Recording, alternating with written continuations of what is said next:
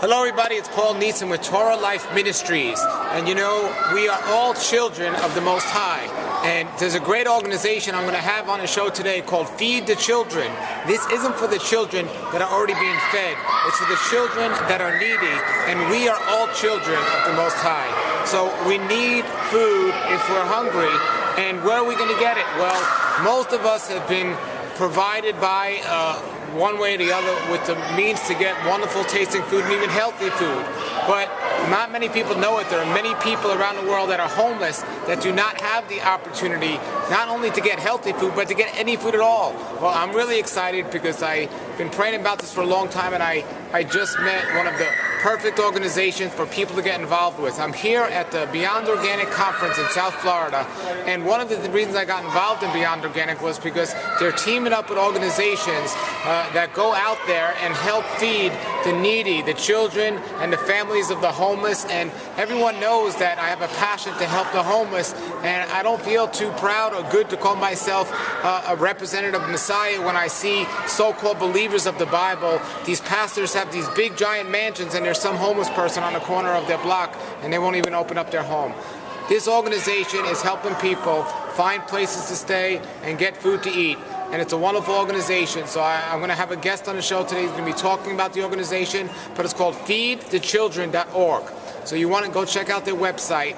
And look, folks, I know from personal experience, and I am proud and excited to call myself a believer of Messiah, to be involved with organizations like this, either directly or indirectly.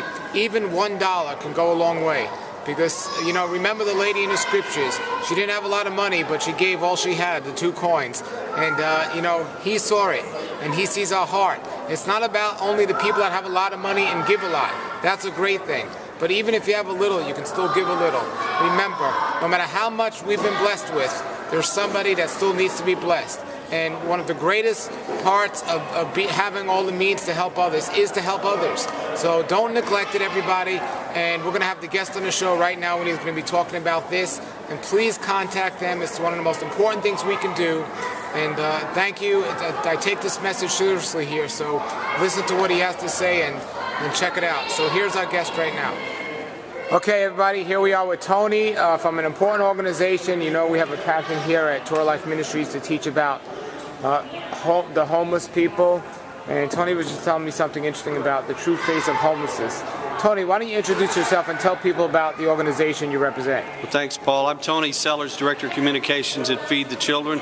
We're a worldwide organization. We've been around for 32 years. Our mission is providing hope and resources for people who don't have life's essentials. And our vision is that no child or family should ever go hungry. And a great part of what we do is with homeless children and families. And you know, our concept of who the homeless person is that guy that maybe has a substance abuse problem that's living under the bridge, has a brown paper bag and drinking out of it and says, you know, we'll work for food, holding up the sign. But really, the face of homelessness in the United States has changed over the past few years. 40% of the homeless population in the United States is under the age of 6 years old. Homeless people are children, they're families. A lot of times, 1 or 2 of the parents have jobs. It's just not enough to put food on the table, put a roof over their heads, take care of all the responsibilities in today's economy. So there are people out there struggling. They may be living in a shelter, they may be living in their car, they may be living on the streets, sleeping in city parks, doubling and tripling up with other families, as many as 15 people staying in a 2-bedroom apartment. They might be living in a motel. They might be couch surfing if they're unaccompanied minors, you know, bouncing from friend to friend on a nightly basis, or children that are being passed between a cousin this week, an uncle next week, an aunt next week. But the thing they have in common is they have no permanent residence, and they really have no way of getting out of the situation that they're in because of their homelessness. And how does your organization find these people? Well, we work with a group called NACCE, the National Association of Educators for Homeless Children and Youth. And Congress mandated through the McKinney-Vento Act a number of years back that every school district in America should have a homeless liaison and every state have a homeless coordinator.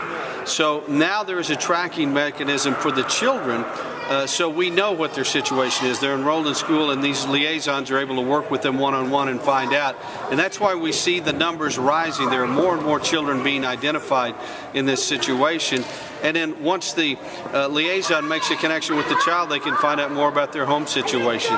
If they're with both parents, where are they staying, that kind of thing. It's still, though, as you know, from being on the street, talking to the people, something that a lot of people keep under the radar. And especially with the families, they're reluctant sometimes to be identified as homeless because they're afraid the state agencies will come in and break up the family and take the children away. So it's something that people aren't going to wear a sign advertising, hey, look at me, I'm homeless. But I guarantee you, if your kids are in school, it's somebody that's in their classroom, it's somebody that they play with on the playground. There are children that are on the same sports teams, maybe go to the same churches, that are in this situation. You may not even realize it now, but that's the face of homelessness now in America. Well, I understand when a family's homeless and somebody's hungry and just looking for food, they pretty much care less if it's healthy food or not. They just want food. Yeah. But please tell us about your involvement with Beyond Organic and who contacted who with that, and exactly, from my understanding, you're looking not only to get food to the homeless, but you've teamed up with them to get healthy food to the homeless. Well, that's exactly right. It's our challenge every day to get corporate donors to provide us with food. And a lot of the things that we get are non-perishable items, canned food items, cereals, things like that, rice, pastas. But we want to, fresh produce is hard to come by, things with vitamins and nutrients that they can use. People who are on low incomes have limited choices, and you say, well, why they don't have food to eat? They look like they're overweight. Well, that's because they're buying the cheap foods, the things with all of the ingredients that are harmful for you. And it tends to make people sometimes be obese and be in other situations.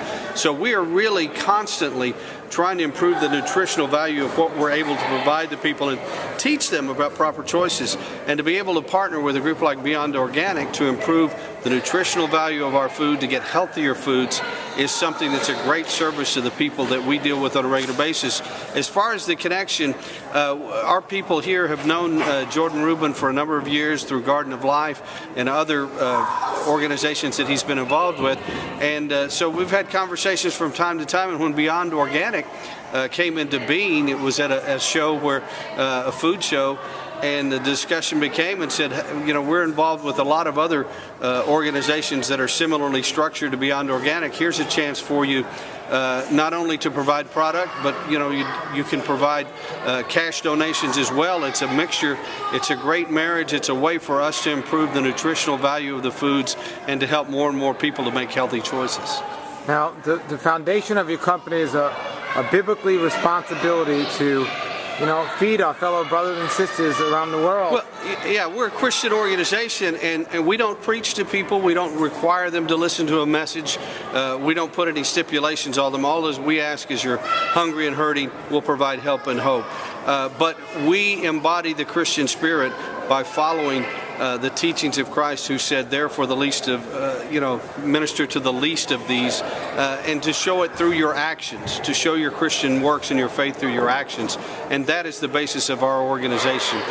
When we work both domestically and internationally, people know through our giving spirit and through following the teachings of Christ that we are Christians, and a lot of times that inspires the people as well. And the thing that really inspires them, the physical items that we provide are important, but the spiritual uplift that we give people, and you see this, I'm sure, on a daily basis, just the fact that someone they don't even know has reached out to help them, that somebody cares about their plight. Most of these people think they're in it alone, that they have nobody to turn to. And just to see people when they show up at our distributions and we hand them a box of food or a box of personal care items or other product that we're able to give them, the fact that somebody they don't even know took the time to care about their plight means as much to them as those physical items that we actually hand them. Is there a particular scripture in the Bible that your organization uses in maybe their mission statement or as one of their... Yeah, we don't speak directly on the scriptures in our mission statement, but as I mentioned, Christ exhortation to his disciples to minister even to the least of these is something that we follow, and all of those things that Christ taught in his example to the disciples of reaching out to the people. He didn't just deal with the politicians at the upper level. He dealt with the lepers and the crippled and the lame and the widows and those people who were suffering the most. And that is how we follow the Christian faith and the Christian principles, to follow and try to be as Christ-like as we can with our work with the people on a daily basis. I know there are a lot of organizations you work with and companies around the world, but have you ever met a company like Beyond Organic that's starting up with the idea of just the health and the whole idea behind what they're doing, that wanted to be involved with you? We have companies that have similar philosophies, but not with Beyond Organic has such a wide range. We haven't dealt with a company that's going out and putting, growing their own beef, having a ranch, and to produce beef and products like this and some of the other things that they're producing, the milk that they're showing off, the cheese, those kind of items. Primarily in the past, it's been companies that are a vitamin supplement, and it may be a product that you add to an existing food to make it nutritional. But this is really unique in the fact that they're consciously developing their own product and making it available for people to make healthy choices and to change their lifestyles. Now, have a lot of the employees of your organization got on board with Beyond Organic and the whole healthy lifestyle? Well, we're just in the infant stages of this, as Beyond Organic is. So we're trying to formulate our game plan as far as that's concerned. But I'm sure we have a lot of employees that are health conscious at our place. Rick, who's with me here today, is leading that list, and I'm sure that once they find out the benefits of Beyond Organic, we're going to have a lot of people at Feed the Children that will get on board. Now, is your company a non-profit organization? Yes. Okay. Give everybody your website and tell us where you're based out of. All right. Our headquarters in Oklahoma City, Oklahoma. We have distribution centers around the country, work in all 50 states and a number of foreign countries. We're in Haiti, we're in Africa, we're in Central America, South America, Asia. But the easiest way is to go to our website to find out of our programs, and it's feedthechildren.org. Very simple. You can also see what we're doing in America by going to AmericansFeedingAmericans.org, and you can find out about our programs, maybe decide to take on a special project of your own to raise funds to help in your particular community, or just to make a donation to support our work in general. And all of gifts, whether it's $5 or $5,000, are greatly appreciated, and they do make a difference. And it's not just children you're feeding, it's families, it's the parents of children, it's single mothers, single fathers. You're feeding anyone that's in need, that's in touch with you. Yes, all we ask is if you're hungry and hurting, we'll give you help and hope. And that's the only requirement there is at Feed the Children. Great. Well, thank you very much for joining us. Is there anything else you'd like to say? Well, Paul, I appreciate the time and the chance to speak to your audience, and continued success with your godly work. And we hope that we'll be able to talk to you more about Beyond Organic and the success that we've had in the future. Great. Thank you. Thanks.